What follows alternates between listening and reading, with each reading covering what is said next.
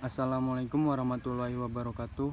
Kami dari kelompok 4 akan menjelaskan sejarah peradaban era Abbasiyah yang terdiri dari pertama Muhammad Zainuddin Royani, yang kedua Muhammad Dani, dan yang ketiga ada saya sendiri Aldi.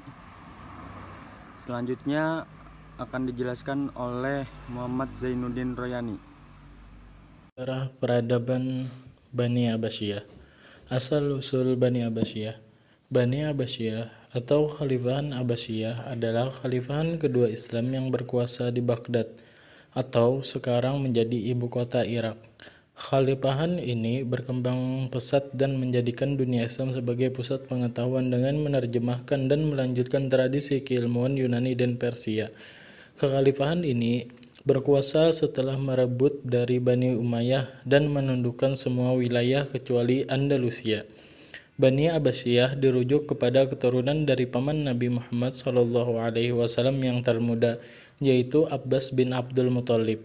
Oleh karena itu, mereka juga termasuk ke dalam Bani Hashim, yang berkuasa mulai tahun 750 Masehi dan memindahkan ibu kota dari Damaskus ke Baghdad. Daulah ini berkembang selama 2 abad, tetapi pelan-pelan meredup setelah naiknya bangsa Turki yang sebelumnya merupakan bagian dari tentara khalifahan yang mereka bentuk dan dikenal dengan nama Mamluk. Setelah 150 tahun, mereka mengambil kekuasaan khalifahan dipaksa untuk menyerahkan kekuasaan kepada dinasti setempat yang disebut Amir atau Sultan, menyerahkan Andalusia kepada keturunan Bani Umayyah yang melarikan diri, Maghrib dan Ifriqiya kepada Aghlabid dan Fatimiyah. Kejatuhan totalnya pada tahun 1258 disebabkan serangan bangsa Mongol yang dipimpin Hulagu Khan yang menghancurkan Baghdad dan tak menyisakan sedikit pun dari pengetahuan yang dihimpun di perpustakaan Baghdad. Keturunan dari Abbasiyah termasuk suku Al-Abbasi. Saat ini banyak bertempat tinggal di timur laut Tikrit atau Irak sekarang. Menuju puncak keemasan, Khalifah Abbasiyah merupakan kelanjutan dari khalifah sebelumnya dari Bani Umayyah, di mana pendiri dari khalifah ini adalah Abdullah As-Sabah, Ibnu Muhammad Ibnu Ali bin Abdullah bin Al-Abbas rahimahullah. Pola pemerintahan yang diterapkan oleh Daulah Abbasiyah berbeda-beda sesuai dengan perubahan politik, sosial, dan budaya. Kekuasaan berlangsung dalam rentang waktu yang panjang, dari tahun 132 Hijriah atau 750 Masehi sampai 656 Hijriah atau 1258 Masehi. Masa pemerintahan Daulah Abbasiyah dibagi menjadi 5 periode. Periode pertama, tahun 130 Hijriah atau 750 Masehi sampai 232 Hijriah atau 847 Masehi disebut periode pengaruh Arab dan Persia pertama. Yang kedua, tahun 232 Hijriah atau 847 Masehi sampai 334 Hijriah atau 945 Masehi disebut periode pengaruh Turki pertama. Periode ketiga, 334 Hijriah atau 954 Masehi sampai dengan 447 Hijriah atau 1055 Masehi, masa kekuasaan dinasti Bani Buwayhi dalam pemerintahan Khalifah Abbasiyah. Periode ini juga disebut masa pengaruh Persia kedua. Periode keempat, masa kekuasaan Daulah Bani Saljuk dalam memerintah Khalifah Abbasiyah. Biasanya juga disebut masa pengaruh Turki kedua di bawah kendali Kesultanan Saljuk Raya atau Salajikah Al-Kubra atau Saljuk Agung. Periode kelima, tahun 590 Hijriah atau 1194 Masehi sampai 656 Hijriah atau 1258 Masehi, masa khalifah bebas dari pengaruh dinasti lain, tetapi kekuasaan hanya efektif di sekitar kota Baghdad dan diakhiri invasi dari bangsa Mongol. Pimpinan yang berhasil membawa kekhalifahan Abbasiyah pada masa keemasannya adalah sebagai berikut. 1. Al-Mahdi, 2. Al-Hadi, 3. Harun ar-Rasyid, 4. Al-Ma'mun, 5. Al-Mu'tasim, 6. Al-Wasiq, 7. Al-Mutawakkil. Bani Abbasiyah pada periode pertama lebih menekankan pembinaan peradaban dan kebudayaan Islam daripada perluasan wilayah.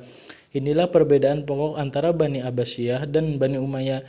Ciri-ciri menonjol dari Bani Abbasiyah yang tak terdapat di zaman Bani Umayyah antara lain: 1. Dengan berpindahnya ibu kota ke Baghdad, pemerintahan Bani Abbasiyah menjadi jauh dari pengaruh Arab Islam, sedangkan dinasti Bani Umayyah sangat berorientasi kepada Arab Islam dalam periode pertama dan ketiga pemerintahan Abbasiyah.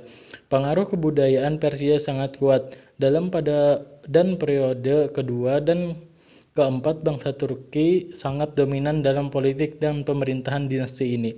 2. Dalam penyelenggaraan negara, pada Bani Abbasiyah ada jabatan wazir yang membawahi kepala-kepala departemen. Jabatan ini tidak ada dalam pemerintahan Bani Umayyah. Lembaga pendidikan pada era Abbasiyah terdiri dari 2 tingkat, yaitu maktab atau kutab dan masjid, yaitu lembaga pendidikan terendah, tempat anak-anak mengenal dasar-dasar bacaan, hitungan, dan tulisan, dan tempat para remaja belajar dasar-dasar ilmu agama, seperti tafsir, hadis, fiqih, dan bahasa.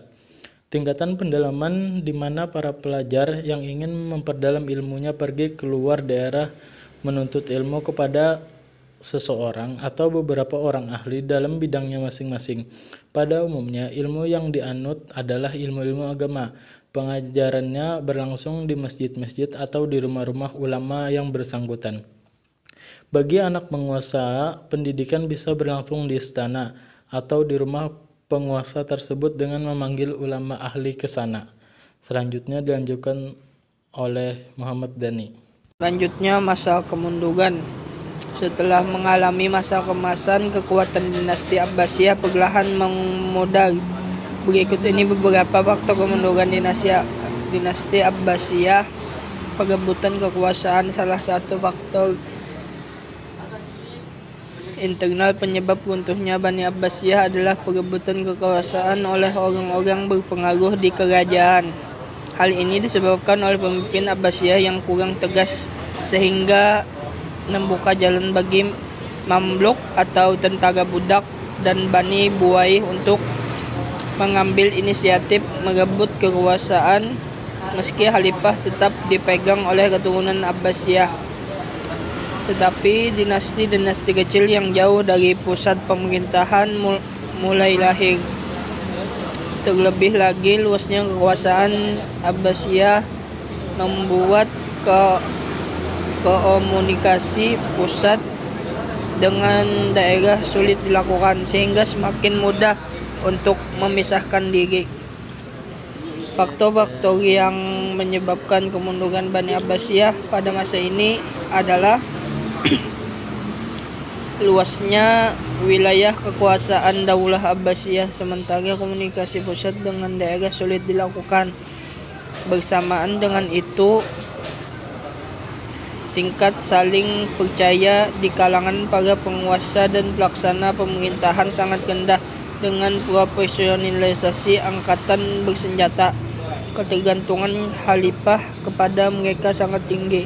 Keuangan negara sulit karena biaya yang dikeluarkan untuk tentara bayaran sangat besar. Pada saat kekuatan militer menurun, khalifah tidak sanggup memaksa pengiriman pajak ke Baghdad. Sekian dari penjelasan kelompok kami. Wassalamualaikum warahmatullahi wabarakatuh.